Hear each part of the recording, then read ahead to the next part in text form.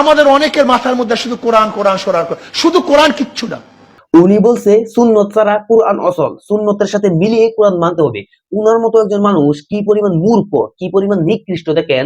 সে সরাসরি আল্লাহর সাথে মানুষের তুলনা দিয়ে বসে আছে যে মানুষ ছাড়া আল্লাহ অসল। আরে ভাই কিসের সুন্নত? আপনি যদি ভাই সুন্নত আদায় না করেন তাহলে আল্লাহ আপনাকে জিজ্ঞাসা পর্যন্ত করবে না যে তুমি কেন সুন্নত পড়লা না। সুন্নত কারে কয়? নামাজ শেষে যে সুন্নত আদায় করা হয়, ফরজ নামাজের পর যেসব সুন্নত আদায় করা হয়, পাঞ্জাবি টুপি দাড়ি এইসব হচ্ছে সুন্নত। আমি যদি ভাই সুন্নত আদায় না করি তাহলে আল্লাহ আমাকে জিজ্ঞাসা পর্যন্ত করবে না যে তুমি কেন সুন্নত আদায় করলে না। আমাদের মেইন কাজ হচ্ছে ভাই এই কোরআন, কিন্তু ভাই সুন্নত বিশ্বাস করতে হবে। আপনি যদি ভাই আদায় করেন আর না করেন এটা হচ্ছে আপনার ব্যক্তিগত ব্যাপার, কিন্তু আপনার বিশ্বাস করতে হবে। সে সরাসরি বলছে ভাই যে মানুষ ছাড়া আল্লাহ অসল, তাহলে কি তার ইমান আছে ভাই? আরে ভাই ছোট্ট কত ভুল, মারাত্মক ভুল। তারপর কি বলছে শুনেন, কিন্তু কোরআন কোনোদিন শাসন করতে পারে না। যেমন নামাজের কথা বলছে কোরআন, কিন্তু 5 ওয়াক্তের ব্যাখ্যা কোরআনের মধ্যে নেই।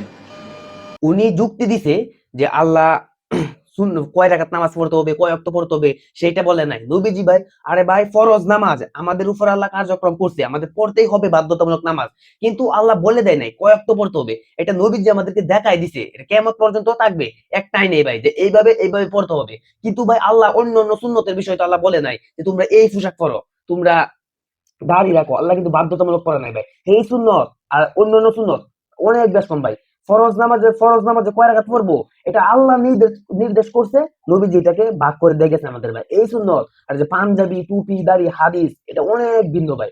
আমাদের উপর আল্লাহ নামাজ কার্যক্রম করছে, নবীজি আমাদেরকে দেখাই দিচ্ছে এইভাবে পড়তে হবে। কিন্তু ভাই পাঞ্জাবি টুপি দাড়ি এই হাদিস সেই হাদিস এটা আল্লাহ বলে নাই ভাই। যদি আপনার মন করে আপনি মানবেন, না হলে ভাই আপনি মানার কোন আদায় করার কোনো দরকার নাই।